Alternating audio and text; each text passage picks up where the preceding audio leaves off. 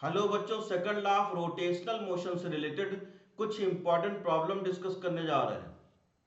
Relation between torque and angular acceleration, tau equal to I alpha. This is second law of rotational motion. जैसे linear motion में force equal to mass into acceleration होता है, ये Newton's second law for linear motion. तो ये Newton second law for rotational motion. Force की जगह torque हो जाएगा और ये मोमेंट ऑफ इनर्शिया, मास की जगह मोमेंट ऑफ इनर्शिया, और एक्सेलरेशन की जगह एंगुलर एक्सेलरेशन हो जाएगा। जैसे kinetic energy equal to half mv square होता है, ऐसे रोटेशनल मोशन में kinetic energy equal to half I omega square हो जाएगा। मास की जगह मोमेंट ऑफ इनर्शिया और वेलोसिटी, लीनियर वेलोसिटी की जगह एंगुलर वेलोसिटी ओमेगा। जैसे linear momentum p equal to mass into velocity होता है, ऐसे angular momentum L equal to I omega होता है। Force equal to dp by dt होता है, ऐसे tau external equal to dl by dt होता है। अब इससे रिलेटेड ये question number 1, find out the acceleration of each block in the following case. एक पुली है और इसमें टू ब्लॉक्स है। ये first block mass m1, downward direction में वेट लगेगा m1g, इसमें m2g डाउनवर्ड डायरेक्शन में होगा, ये ऊपर की तरफ जाएगा, ये नीचे की तरफ आएगा। अब इसमें नया क्या है? तो आज पुली में मास है, आज स्ट्रिंग और पुली के बीच में सफिशिएंट फ्रिक्शन है। पहले क्या था? लाइट पुली हमने बताया था, तो इसमें अज्यूम किया था लाइट पुली, लेकिन स्ट्रिंग और पुली के बीच में सफिशिएंट फ्रिक्शन है। तो ये हो जाएगा इसका इक्वेशन ऑफ मोशन जैसे बनाते थे पहले। ये ऊपर की तरफ जा रहा है तो T1 ज्यादा होगा और m1g डाउनवर्ड डायरेक्शन में इसकी वैल्यू इससे कम होगी। तो ये हो जाएगा T1 minus m1g equal to m1a हो जाएगा। इस पे जो नट अनबैलेंस्ड फोर्स लगेगा उसकी वैल्यू m1a। इस पर नट अनबैलेंस्ड फोर्स कितना लगेगा? ये डाउनवर्ड डायरेक्शन में जा रहा है तो m2g ज्यादा होगा और T2 इसमें स्ट्रिंग में टेंशन लग रहा है, तो m2g minus T2 equal to m2a, ये इक्वेशन ऑफ मोशन हो जाएगा।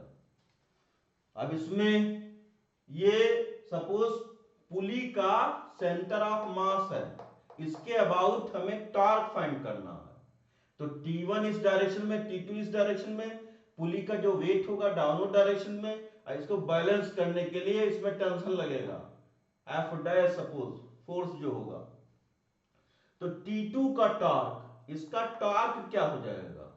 पुली का रेडियस R है तो T2 इंटू आर, ये किस डायरेक्शन में? ये एंटी क्लॉकवाइज डायरेक्शन में, तो T2 into are outward torque होगा।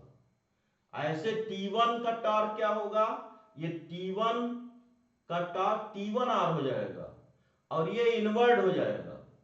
ये क्लॉकवाइज डायरेक्शन में टॉर्क होगा, ये एंटी क्लॉकवाइज डायरेक्शन में टॉर्क होगा। mg का टॉर्क क्या हो जाएगा? c के अबाउट, तो c पर mg फोर्स डाउनवर्ड डायरेक्शन नीचे लग रहा है तो इसका टॉर्क 0 हो जाएगा। नेट टॉर्क क्या होगा? तो net torque tau equal to outward direction का टॉर्क, इसको पॉजिटिव लेते हैं T2R, और minus inward torque minus T1R हो जाएगा जो क्लॉकवाइज टॉर्क है, ये एंटी क्लॉकवाइज टॉर्क प्रोड्यूस करेगा। और tau equal to according to second law of rotational motion, tau equal to I alpha. तो ये हो जाएगा T2R minus T1R equal to I alpha. T2 minus T1 equal to I alpha upon R हो जाएगा। और हम लोग जानते हैं ये linear acceleration equal to angular acceleration into R होता है, तो alpha equal to a by are हो जाएगा। इसकी वैल्यू यहां पुट कर देंगे तो T2 minus T1 equal to I a upon are square हो जाएगा। ये इक्वेशन थर्ड हो गया। अब फर्स्ट, सेकंड और थर्ड को ऐड कर लेंगे, तो ऐड करेंगे तो T2 minus T1 plus T2 minus T1, ये plus T1 minus M1G plus M2G minus T2 equal to M1A plus M2A plus I a upon are square, इसमें से ए कॉमन ले लेंगे, कैंसिल आउट हो जाएगा, m2g माइनस m1g बचेगा, ये T2 इससे कट जाएगा, T1 इससे कट जाएगा, m2g minus m1g equal to a m1 plus m2 i by R square बचेगा। तो acceleration equal to m2g minus m1g upon m1 plus m2 plus i by R square बचेगा। अब next question है, find out the acceleration of each block in the following case and there is sufficient friction between string and pulley. ये भी same ऐसे linear motion में है।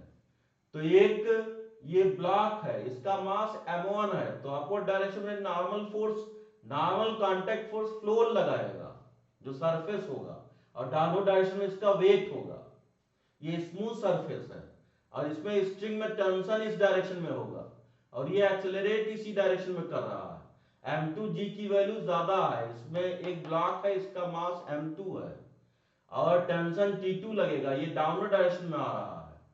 तो equation of motion बनाएंगे, तो इससे इक्वेशन ऑफ मोशन क्या बनेगा, पहले इससे बनाते हैं। तो m2g डाउनवर्ड डायरेक्शन में, T2 अपवर्ड डायरेक्शन में, तो m2g माइनस T2, इस पर नेट अनबैलेंस्ड फोर्स कितना लगेगा, m2a, तो m2g minus T2 equal to m2a हो जाएगा। ऐसे इस पर नेट अनबैलेंस्ड फोर्स कितना लगेगा, तो T1 माइनस 0, ये अपोजिट डायरेक्शन में 0 लग रहा है, इक्वल टू m1 इंटू ए हो जाएगा। ये फर्स्ट इक्वेशन, ये सेकंड इक्वेशन हो जाएगा। अब C के अबाउट T2 का टॉर्क क्या हो जाएगा, तो T2r हो जाएगा। C के अबाउट T1 का टॉर्क क्या हो जाएगा, तो T1r हो जाएगा।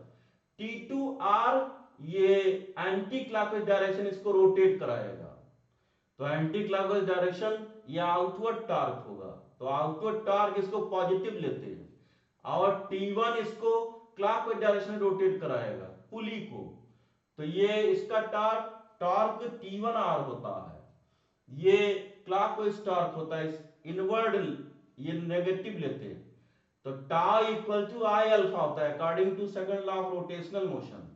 तो टार की जगह हो जाएगा T2r minus T1r, net torque होगा equal to I a by are हो जाएगा, तो T2 minus T1 equal to I a upon are square हो जाएगा।